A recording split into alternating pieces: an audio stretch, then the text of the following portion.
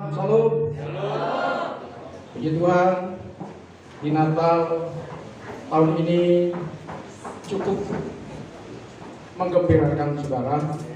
Sekalipun Natal tahun 2021 di latar belakangi berbagai peristiwa yang sangat mengejutkan dan menakutkan kita. Yang pertama, banjir yang melanda di beberapa kabupaten di Kalimantan Barat, sehingga ribuan rumah tergenang air, serta ada banyak kerugian materi. Setelah itu menyusul lagi meletusnya Gunung Semeru di Jawa Timur.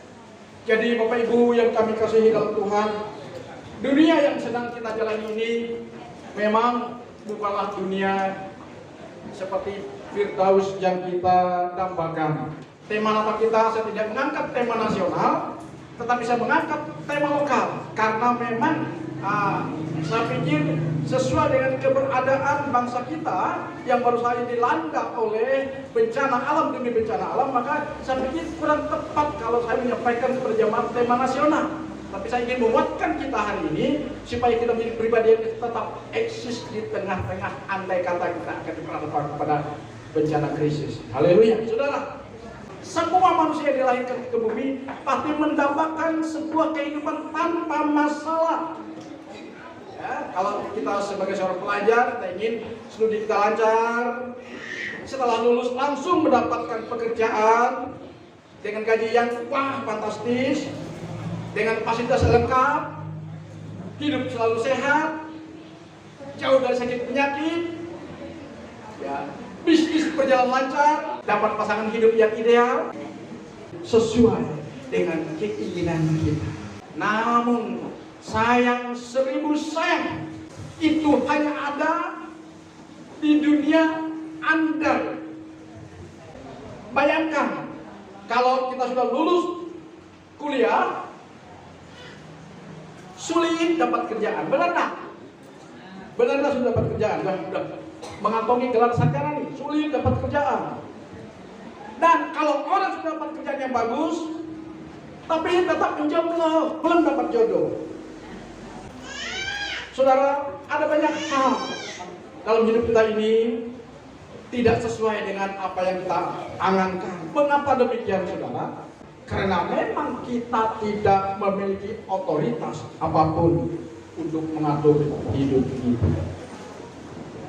Ketika realitas hidup tidak seperti yang kita inginkan, bahkan kondisi dan situasi semakin memburuk, kita harus tetap kuat, kata firman Tuhan. Kita harus tetap teguh menghadapinya. Itu sebabnya tema kita hari ini, kuat dan teguh dalam menghadapi realitas kehidupan. Di dalam Efesus pasal 6 ayat 10 dulu, ini acuannya dengan Yosua 1:9. Efesus 6 ayat 10 berbunyi demikian, hendaklah kamu kuat di dalam Tuhan, di dalam kekuatan kuasanya. Yosua 1:9 mengatakan, kuatkanlah dan teguhkanlah hati. Mengapa? Ini saudara, tahun 2022 Indonesia kalau salah kelola, Indonesia akan mengalami yang namanya inflasi. Inflasi artinya daya beli masyarakat turun jauh, ya, anjlok. Kemudian akan timbul yang namanya deflasi. Deflasi artinya uang itu tidak punya nilai. Ya. Karena itu untuk menghadapi tahun 2022, saya menyampaikan kepada kita hari ini untuk hati-hati dalam mengelola bisnis kita di tahun 2022. Tolong hati-hati dengan hutang namanya.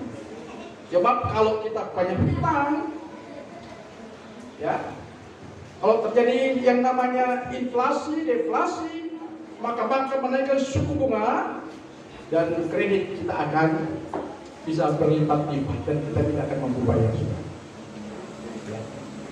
Itu sebabnya malam ini sengaja kami mengangkat sebuah tema agar kita siap menghadapi realitas kehidupan andai kata itu benar terjadi. Katakan amin. Percayalah bahwa sebagai anak Tuhan, Tuhan bertanggung jawab dalam kehidupan kita. Dialah pruden kita yang sering kali saya sampaikan di sini. Kalau kita sudah menjadikan Tuhan prudensial kita, maka dialah jaminan hidup kita. Ya. Kalau dia jaminan hidup kita, maka kita harus melakukan bagian kita. Dengan cara apa? Kita membayar premi. Seperti kita masuk asuransi. Tidak mungkin kita bisa mengklaim asuransi kita kalau kita tidak bayar premi. Ya. Kan banyak orang masuk asuransi 1 tahun, 2 tahun, 3 tahun, 4 tahun, padahal dia kontraknya 10 tahun. Sudah dia bayar 7 tahun, tapi habis itu mogok. Bisa komplain nggak? Tidak bisa. Tidak bisa. Premi harus dibayar sampai kontrak selesai.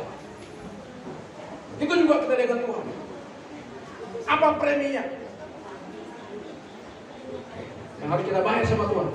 Tuhan minta ketaatan kita, keseriusan kita dalam mempercayakan Tuhan dalam hidup kita. Katakan amin. Ini yang Tuhan minta kepada kita. Coba kalau tidak, kita tidak akan menikmati yang namanya surga yang turun ke dunia. Karena ketika kita percaya Yesus,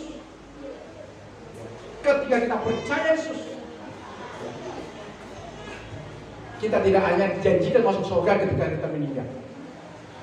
Saya tidak pernah mengkorbankan yang hanya masuk surga setelah kita meninggal.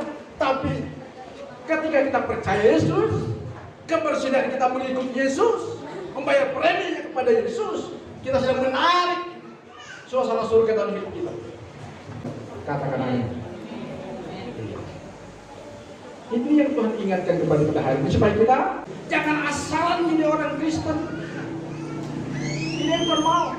Kan dalam Ibrani pasal 11 ayat 6 mengatakan, orang yang sungguh-sungguh mencari Tuhan akan mendapat upah.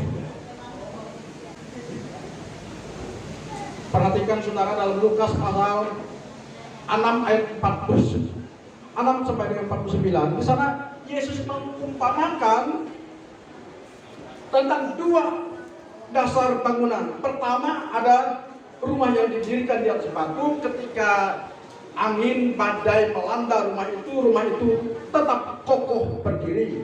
Kemudian yang kedua, ada rumah yang dibangun di atas dasar pasir. Pada saat banjir datang, angin datang, bertiup melanda rumah itu dan rumah itu roboh, tidak bersisa.